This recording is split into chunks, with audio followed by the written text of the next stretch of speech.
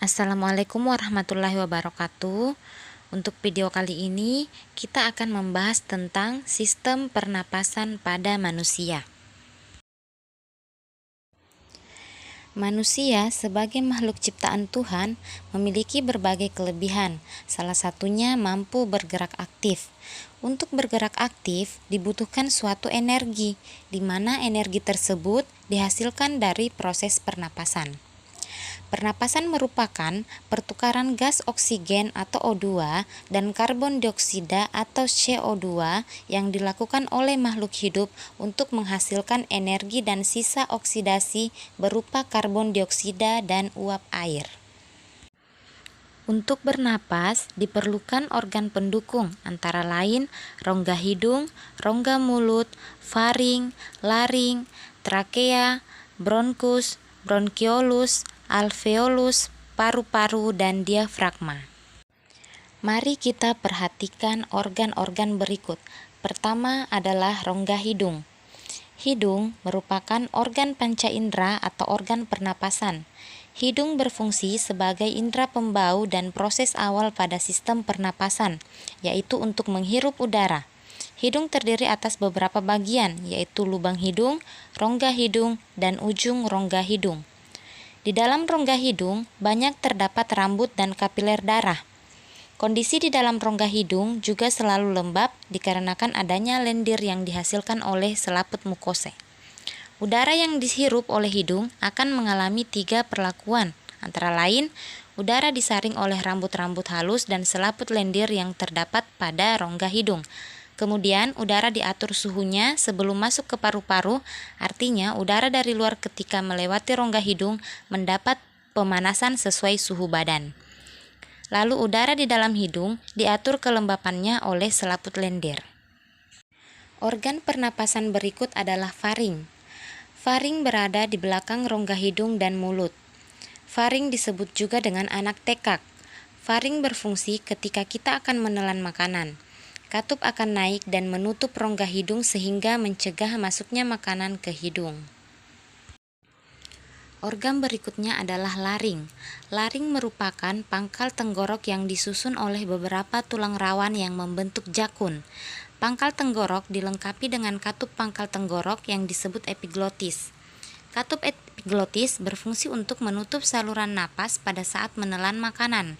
Pada pangkal tenggorok terdapat selaput suara yang akan bergetar jika ada udara dari paru-paru, misalnya pada saat kita berbicara.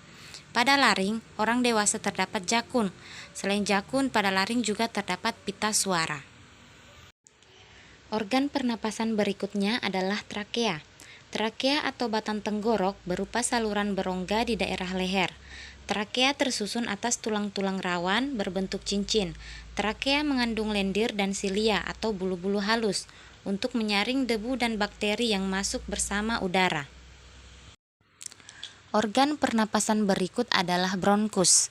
Bronkus dikenal sebagai cabang batang tenggorokan.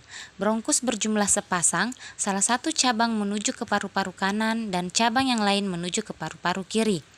Bronkus memiliki fungsi sebagai saluran utama menuju alveolus dan menangkap debu yang terbawa masuk ketika menghirup udara. Ujung bronkus bercabang menjadi bronkiolus. Bronkiolus merupakan cabang dari bronkus. Dinding bronkiolus lebih tipis, salurannya lebih kecil dibandingkan bronkus. Setiap ujung bronkiolus terbagi menjadi seberkas kantong-kantong kecil mirip buah anggur disebut alveolus. Bronkiolus memiliki fungsi sebagai penyalur udara dari bronkus ke alveolus dan pengontrol jumlah udara yang distribusikan melalui paru-paru melalui dilastasi dan konstriksi. Alveolus menjadi saluran akhir alat pernapasan pada manusia yang berupa gelembung-gelembung udara. Dindingnya tipis dengan kondisi lembab dan saling berlekat dengan kapiler-kapiler darah. Di dalam alveolus terjadi pertukaran gas.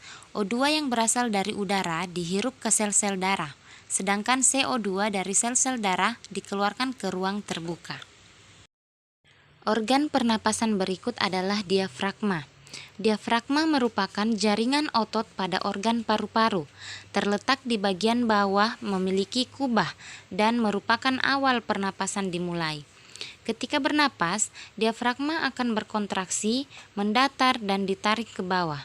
Gerakan ini menyebabkan meningkatnya ruang paru-paru dan udara akan ditarik masuk ke dalam paru-paru. Dan itulah awal mula dari terjadinya proses pernapasan. Proses pernapasan.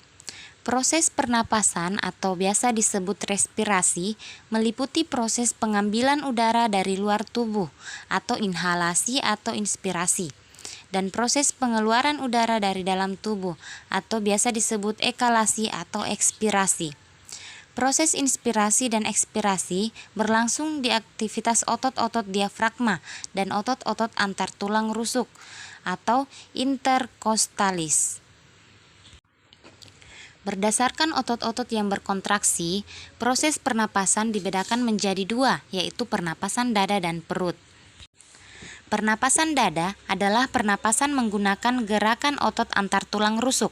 Pernapasan dada dimulai dengan berkontraksinya otot-otot antar tulang rusuk yang menyebabkan tulang-tulang rusuk terangkat dan rongga dada membesar.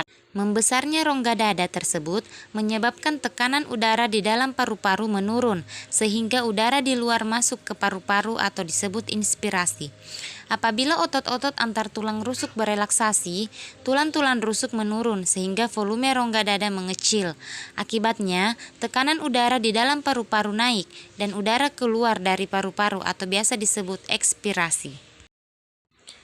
Sedangkan pernapasan perut adalah pernapasan menggunakan otot-otot diafragma. Pernapasan perut dimulai dengan berkontraksinya otot-otot diafragma yang menyebabkan diafragma mendatar. Dengan demikian, rongga dada membesar dan tekanan udara di dalam paru-paru menurun, sehingga udara luar masuk ke dalam paru-paru atau disebut inspirasi. Apabila otot-otot diafragma berelaksasi, kedudukan diafragma melengkung ke atas. Akibatnya rongga dada mengecil dan tekanan udara di dalam paru-paru membesar, sehingga udara keluar dari paru-paru atau biasa disebut ekspirasi. Sekian penjelasan singkat dari Ibu. Mohon dikerjakan tugas dengan baik. Wabillahi taufiq wal hidayah. Wassalamualaikum warahmatullahi wabarakatuh.